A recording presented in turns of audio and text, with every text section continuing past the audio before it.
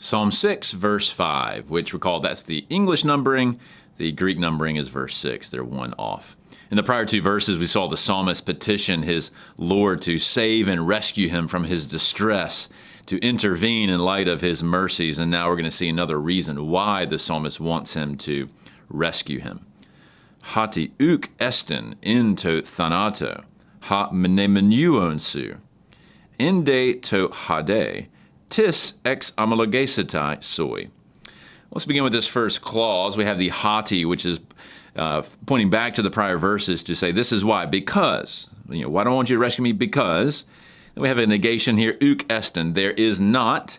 And then we have into here, hold that thought. This is specifying a realm, a location, and it's the realm of death, thanatos here. So in the realm of death, or in death, there is not. So we're waiting to find out what that is, who's not in the realm of death. And we have a substantival participle. Notice the article here, the omega nu ending. This is from mnemenuo, which is not easy to pronounce. This is a nominative singular masculine present active participle. This word means to remember. And so there's not anyone in death who remembers you, or one who remembers you. Notice it's very personal.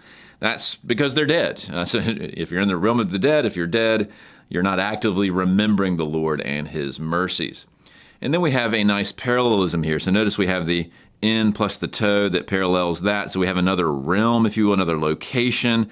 And so you see that parallelism here. And then the verb here I've indented to show you that parallelism. So in de to, and I wouldn't translate this de here as but. This would just be and. It's moving the ball forward a bit. What's the next location? Hade here. This is from Hades, which, as you can probably tell, that's Hades. And it's translating, and it is the stereotypical translation for Sheol, that very famous realm of the dead in the Hebrew Bible. So in Hades, or in the realm of the dead, tis, you have the interrogative, who, and matches up with the question mark. And then the verb here is ex amalogesetai, which is from ex amalogeo, and that means to confess. It can be used for something like confessing sin, but in this case, it's confessing like we might on a Sunday morning, making a claim about the faithfulness of God. We're confessing in that sense. And notice with that setai ending, this is a third singular future middle indicative. It's going to typically take the middle in the future. So who will confess you in Hades? Why? Because you're dead. And so Psalm 6:5 is expressing one of the reasons why he desires to be rescued by his Kyrios is because if the Lord lets him die, in this scenario, how will he confess and praise and remember his name? Something like that. Now, on this Thanatos and Hade here, I just want to point to two different places we see Hades show up in the New Testament, of several, and I don't think this particular verse is reflected in these. This is just a broader use of that word, because Hades is used a lot in the Greek Old Testament.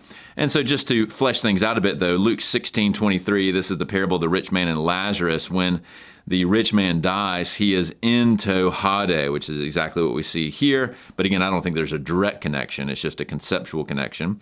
And he's in torment. He's lifting up his eyes. He sees Abraham. He saw Abraham and Lazarus at his side. So that would be the heavenly realm of blessedness in this intermediate state.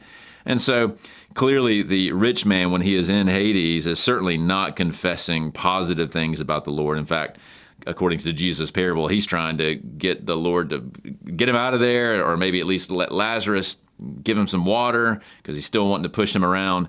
And so it's clearly not a realm of praising and remembering God in a positive sense. And then this pairing of Thanatos with Hades shows up in Revelation 20. You see death in Hades, Thanatos and Hades, giving up the dead who are in them, who were dead and weren't obviously confessing and praising the Lord, and they were judged. That is the unrighteous.